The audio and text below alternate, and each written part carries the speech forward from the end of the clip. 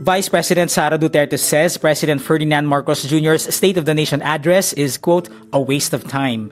Meralco says some system loss is unavoidable when delivering electricity. President Marcos says the Philippines will launch its first sounding rocket in Cagayan in 2027. President Marcos says he hopes support for Alex Eala encourages more Filipinos to get into sports. And a magnitude 7.1 earthquake hits Japan's southern Kumamoto prefecture.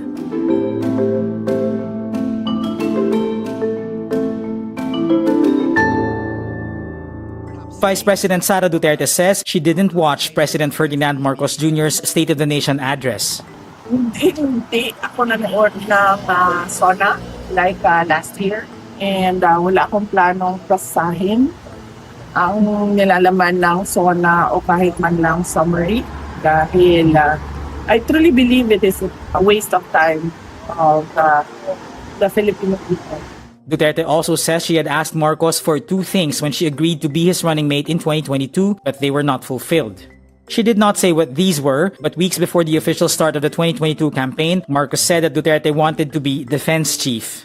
She then pointed to two Marcos pronouncements, a campaign promise for 20 pesos per kilo of rice and personalities in flood control corruption jailed before Christmas of 2025. Tinupad ba? Wala. So bakit pa kayo naniniwala at nanonood ng SONA?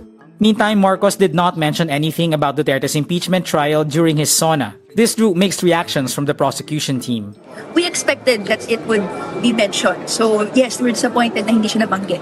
We were expecting na hindi yun mababanggit para ipakita niya na hands-off siya sa impeachment.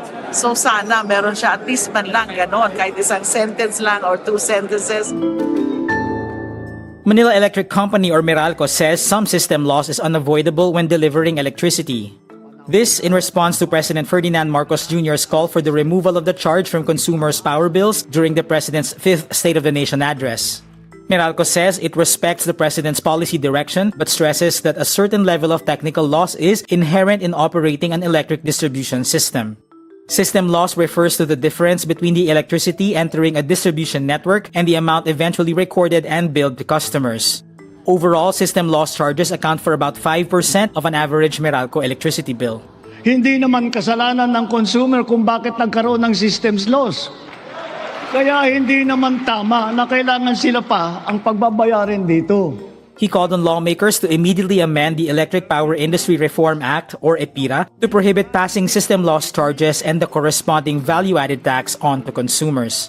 Meralco says reforms to the EPIRA should protect consumers without weakening the ability of distribution utilities and electric cooperatives.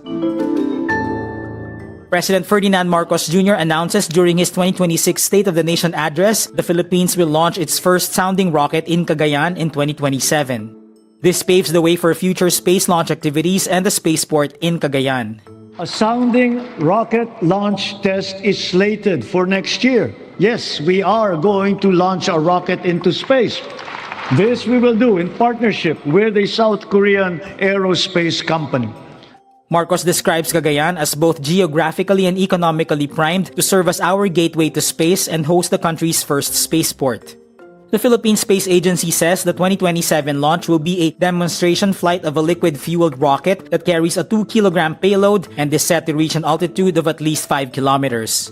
It adds, the test launch in Cagayan in 2027 will help advance the Philippines' launch capabilities, develop Filipino expertise in rocket technologies, and prepare for future space launch activities. In 2023, the country launched the Tala rocket. President Ferdinand Marcos Jr. mentions Alex Eala in his State of the Nation address Monday, July 27. Sa nag-uumapaw nating suporta kay Alex Eala, sana ay marami ang maingganyo para matuto at maglaro hindi lamang ng tennis, kundi ng ibang sport pa. Marcos conferred the presidential citation on 21-year-old Eala in a special homecoming reception at Malacanang last July 13. In his SONA, Marcos also points to the success of the Filipinas women's football team, who will see action in the FIFA Women's World Cup for the second straight edition in 2027. Sa halimbawa ng Pilipinas women's football team, sana rin ay mas sumikat pa ang football sa ating bansa at maraming maglaro. Balang araw, baka makasali na ang Pilipinas sa World Cup. A magnitude 7.1 earthquake struck Japan's southern Kumamoto prefecture on Tuesday, July 28. This knocks out power from thousands of homes, snarling travel, and triggering evacuation orders and warnings for aftershocks. Public broadcaster NHK shows several buildings on fire or collapsed, large cracks along roads, including an elevated highway, and a derailed goods train. More than 150,000 people are also instructed to go to evacuation centers.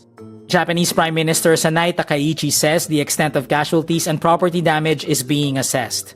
The Japanese government issues emergency earthquake warnings for Kumamoto, Nagasaki, Kagoshima, Fukuoka, Saga, Oita, and Miyazaki prefectures.